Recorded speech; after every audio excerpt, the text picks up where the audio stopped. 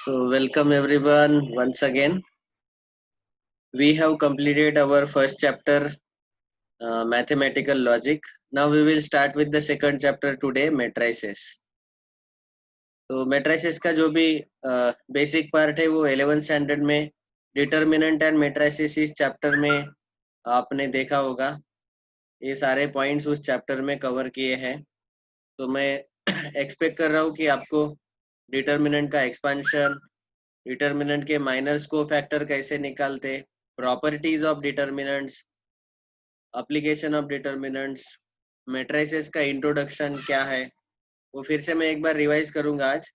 Operations on matrices मतलब addition, subtraction, multiplication, division नहीं multiplication तक, और प्रॉपर्टीज ऑफ मैट्रिसेस. ये सारे पॉइंट्स आपको पता है, ये मैं अज्यूम करके अभी 12th स्टैंडर्ड का मैट्रिसेस पार्ट पढ़ा रहा हूँ. अगर आपको 11th स्टैंडर्ड का डिटर्मिनेंट एंड मैट्रिसेस इसमें कोई भी डाउट है तो आप मुझे पर्सनली पूछ सकते हैं, या तो फिर अगर बहुत सारे स्टूडेंट्स को डाउट है तो फिर मैं उस चैप्टर को भी रिकॉर्ड करके आपको भेजूंगा. ठीक है, 11th स्टैंडर्ड लेवल का भी मैं आपको रिकॉर्ड करके भेजूंगा. तो ठीक है, हम डिस्कस करेंगे अभी मैट्रिसेस. अभी मैट्रिसेस, इसका एक सिंपल मीनिंग क्या है कि हमें, तो आप दे दो, हेडिंग दे दो, चैप्टर नंबर 2 मैट्रिसेस. तो इसका डेफिनेशन आपको बताया है कि समझो आपके पास अरेंजमेंट है नंबर्स का. ओके, नंबर्स का जो भी अरेंजमेंट रहता है वो या रोज और कॉलम में रहेगा, मतलब हॉरिजॉन्टल और वर्टिकल ऐसे. सो रोज मतलब ये आडवी रेखा, कॉलम्स मतलब ऐसे स्तंभ, ऊभी रेखा. सो ऐसा जो हम नंबर्स को अरेंज करते हैं उस अरेंजमेंट को हम बोलते हैं मैट्रिक्स. तो डेफिनेशन क्या है? Arrangement of numbers, arrangement of numbers in m rows and n columns is called matrix. ये मैट्रिक्स मतलब एक ही मैट्रिक्स, ठीक है, और मैट्रिसेस मतलब बहुत सारे मैट्रिक्स. ये सिंगुलर है, एक वचनी, और मैट्रिसेस है प्लूरल है, अनेक वचन, बहुवचन. तो अभी एक एग्जांपल बताता हूँ. समझो फॉर एग्जांपल, और मैट्रिक्स को जो भी अरेंज किए हुए नंबर्स है वो हम या तो ऐसे स्क्वायर ब्रैकेट में डिनोट करते हैं या तो ऐसे राउंड ब्रैकेट में डिनोट कर सकते हैं.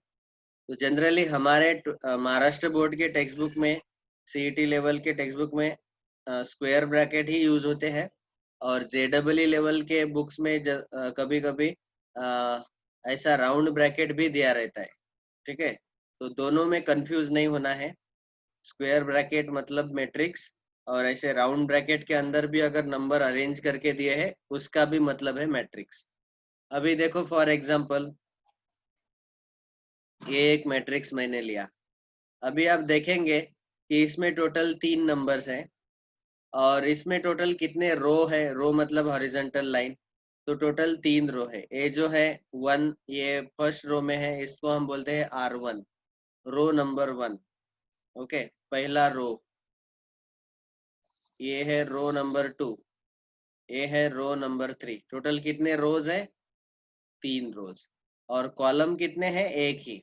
तो उसको हम बोलते हैं C1, कॉलम 1, एक ही कॉलम है. तो अभी इस पर्टिकुलर मैट्रिक्स में कितने रोज है? 3. और कॉलम कितने हैं? 1. सो इसका जो ऑर्डर है वो है 3/1. इस मल्टीप्लिकेशन को हम बोलते हैं बाय 3/1. 3/1 मतलब इस मैट्रिक्स में 3 रो है और एक कॉलम है, तो इसको हम बोलते हैं ऑर्डर ऑफ मैट्रिक्स. आपको ये पता भी है वैसे 11th में. तो ये 3/1 का मैट्रिक्स है. अगर समझो मैंने एक और एग्जांपल लिया, एक मैट्रिक्स ऐसे लिया 1 2 4 5 6 7. अभी इसमें रो कितने हैं बोलो? टोटल कितने रो है? 3, R1 R2 R3. पहला रो, दूसरा रो, तीसरा रो। जो हॉरिजॉन्टल रहते हैं ऊपर से नीचे, हम उनको नाम देते हैं R1, R2, R3।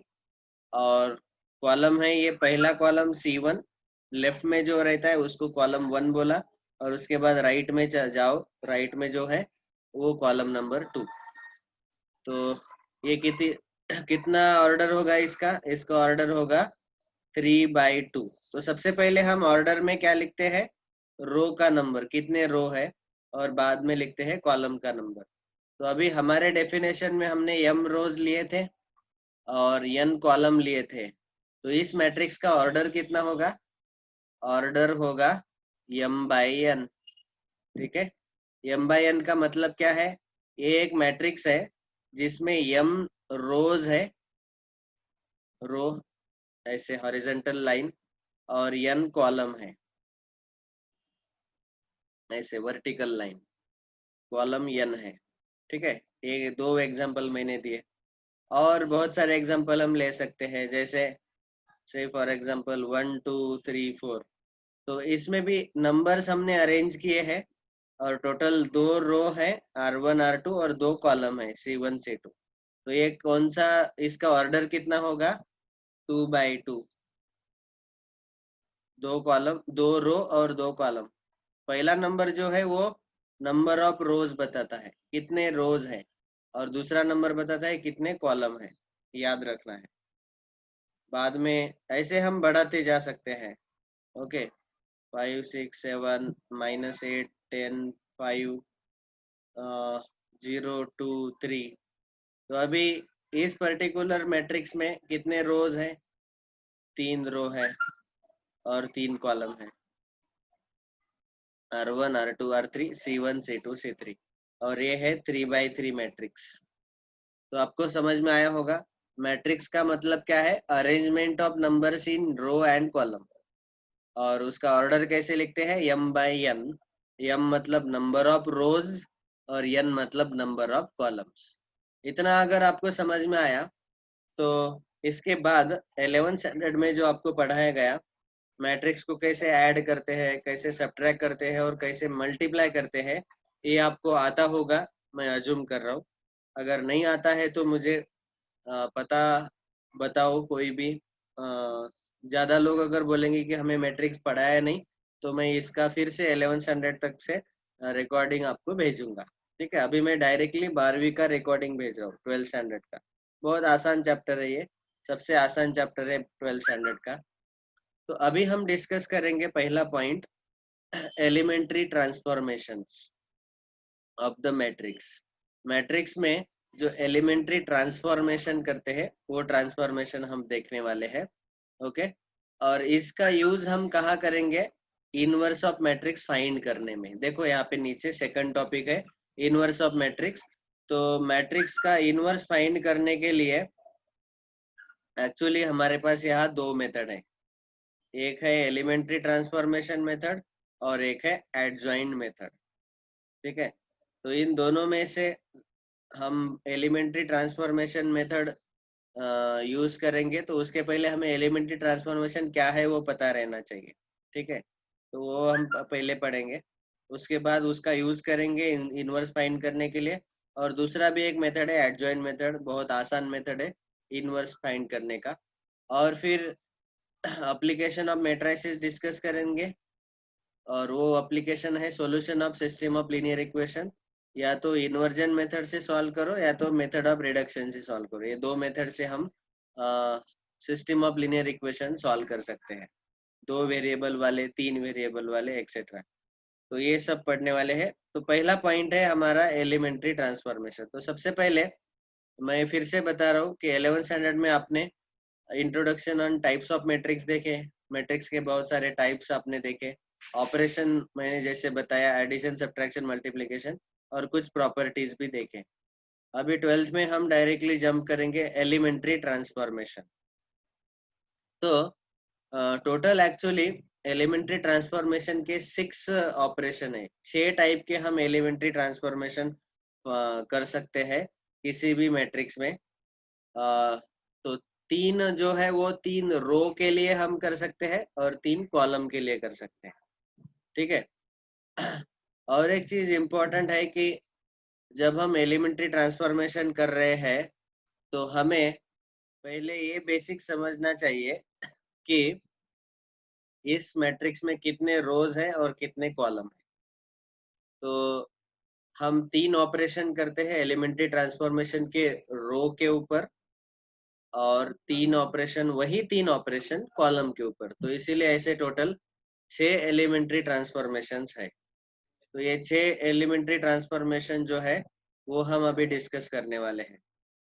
तो एक्चुअली टोटल हम 3 ही डिस्कस करेंगे, लेकिन क्या होगा कि ये तीनों रो के लिए और ये तीनों कॉलम के लिए, तो इसके कारण ये टोटल 6 बोलेंगे। ठीक है, तो पहला ऑपरेशन है, तो आप अभी अगला हेडिंग डाल दो मैट्रिक्स में। हमारा जो पहला टॉपिक है 2.1 elementary transformation, sorry, so elementary transformation.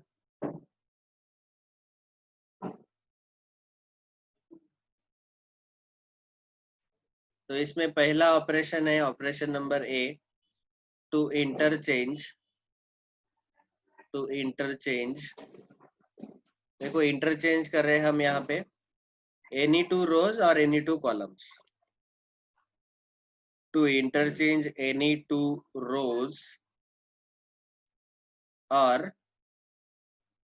Any 2 columns.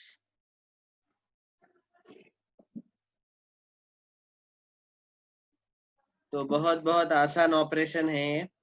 हमें अगर कोई मैट्रिक्स दिया है तो उसमें कोई भी 2 रो हम इंटरचेंज करेंगे या 2 कॉलम इंटरचेंज करेंगे। इंटरचेंज करेंगे मतलब एक के जगह दूसरा रखेंगे, दूसरे के जगह पहला रखेंगे, ऐसे।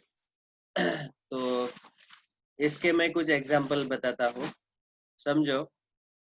एक मेरे पास मैट्रिक्स दिया है, ये मैट्रिक्स ऐसा है 2 3 4 5। इसका ऑर्डर कितना है 2/2। तो इसमें कितने रो है 2 रो और 2 कॉलम। पहले रो को हम बोलते हैं R1, दूसरे रो को हम बोलते हैं R2। पहला कॉलम रहेगा C1, दूसरा कॉलम हम बोलते हैं C2। अभी मैं ये इंटरचेंज वाला ऑपरेशन कर रहा हूँ। सबसे पहले हम रो को इंटरचेंज करेंगे, तो इस इंटरचेंज के ऑपरेशन को हम ऐसे लिखते हैं R1 इंटरचेंज विथ R2। इसका मतलब क्या है, 2 एरो दिखाए, इसका मतलब क्या है R1 के जगह R2 डालो और R2 के जगह R1 डालो। तो ये ऑपरेशन हमने परफॉर्म करने के बाद क्या होगा, हमें एक मैट्रिक्स मिलेगा। ओरिजिनल मैट्रिक्स में मैंने R1 इंटरचेंज R2 ऐसे किया। इसको पढ़ते कैसे है, R1 interchange R2, R1 interchange R2। तो इस एरो को क्या पढ़ना है, इंटरचेंज, R1 इंटरचेंज R2। तो पहला रो जो है वो R2 के जगह जाएगा, तो यहाँ आएगा 2 3, और दूसरा रो जो है R1 के जगह जाएगा 4 5। पहला रो मतलब पूरा हॉरिजॉन्टल, तो ये पूरा 2 3 जो है वो पूरा दूसरे रो के जगह जाएगा 2 3 नीचे, और R2 जो है वो R1 के जगह जाएगा 4 5। समझ में आया? तो ये रो का ऑपरेशन हमने लिया, ठीक है। और इसी प्रकार हम कॉलम को भी इंटरचेंज कर सकते हैं, C1 इंटरचेंज C2। तो इस ऑपरेशन को परफॉर्म करने के बाद क्या होगा, यहाँ पे पहला कॉलम जो है वो दूसरे के जगह जाएगा 2 4। ये जो 2 4 है, ये पहले कॉलम में कौन कौन से एलिमेंट है, ये 2 4। तो ये पूरा का पूरा कॉलम उठा के हमने C2 के जगह डाला, और C2 कॉलम जो है पूरा 3 5 वो हम C1 के जगह डालेंगे।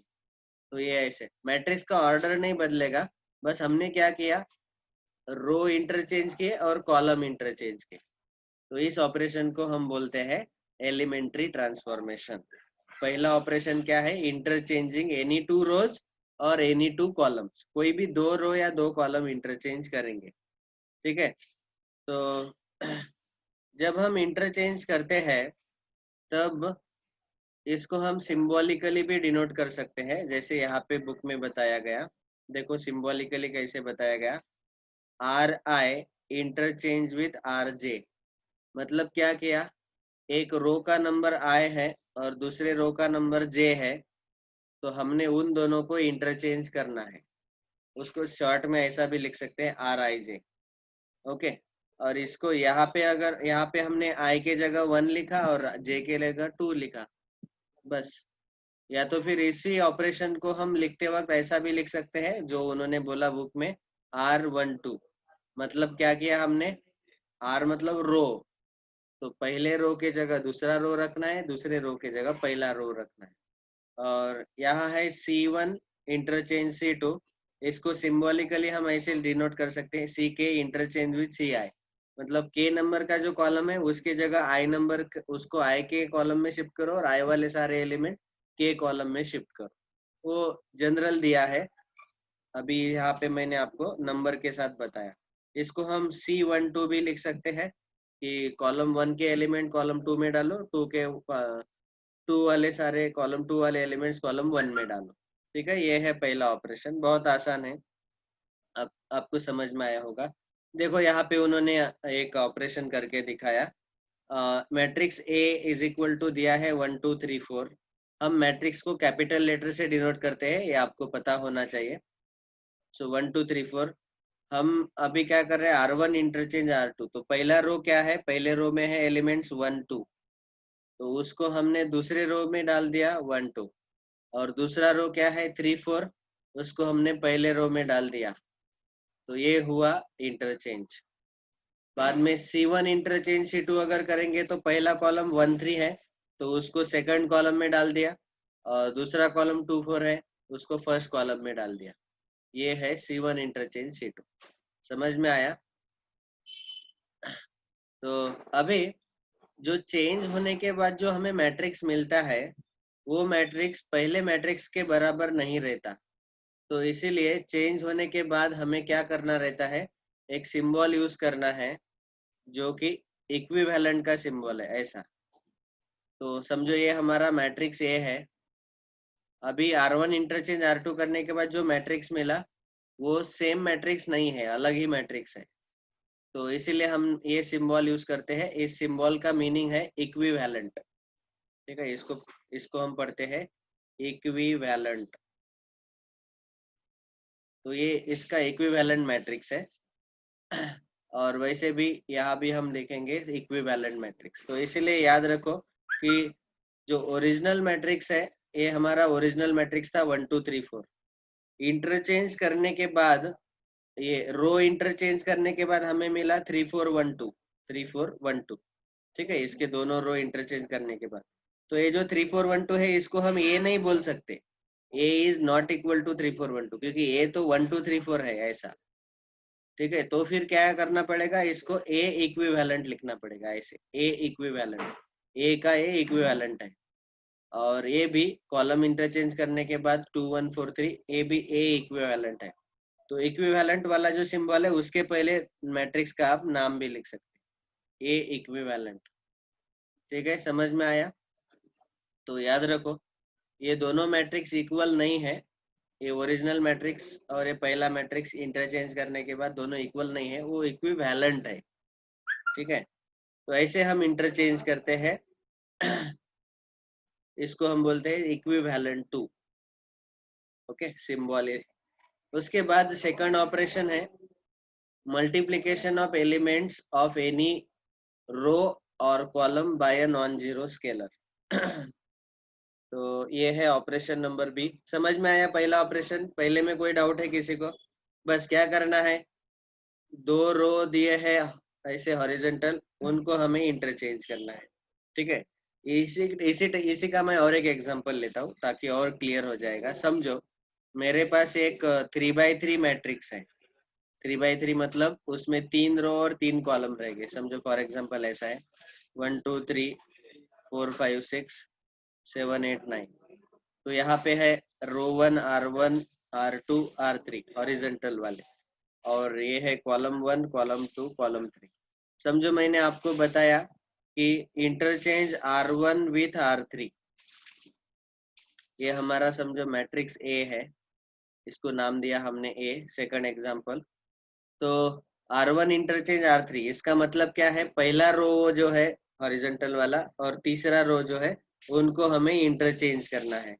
तो हमें ए इक्विवेलेंट मिलेगा, क्या मिलेगा, R1 इंटरचेंज R3। तो R1 की जगह R3 लिखना है, दैट इज 7 8 9। तीसरे रो के एलिमेंट्स पहले रो में लिखो और पहले रो के एलिमेंट्स तीसरे रो में लिखो, और बीच वाला जो सेकंड रो है उसको हाथ नहीं लगाना। क्यों हाथ नहीं लगाना, क्योंकि हमने खाली ये R1 और R3 ये दोनों ही एक्सचेंज किए, इंटरचेंज किए। R2 के एलिमेंट्स एज इट इज रहने दो, ठीक है।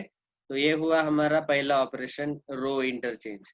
अगर मैंने आपको कॉलम इंटरचेंज करने को बोला कि C1 इंटरचेंज विद C2, तो इसका ए इक्विवेलेंट क्या मिलेगा, ओरिजिनल जो मैट्रिक्स है उसमें हमें करना है ऑपरेशन C1 इंटरचेंज C2। तो C1 वाले एलिमेंट जो है पहले कॉलम के वो सेकंड कॉलम में लिखना है 1 4 7, और सेकंड कॉलम के एलिमेंट्स पहले कॉलम में लिखो, और तीसरा कॉलम एज इट इज लिखो, ठीक है। तो बस हो गया, यही इंटरचेंज हो गया। तीसरा कॉलम एज इट इज क्यों रखा, क्योंकि तीसरे कॉलम का यहाँ पे कोई ऑपरेशन नहीं है, खाली हमने पहला और दूसरा कॉलम इंटरचेंज कर दिया। समझ में आया होगा सबको। Next, second operation number B है multiplication of the elements of any row और column by a non zero scalar, ठीक है। तो इसको हम अगले पार्ट में डिस्कस करेंगे।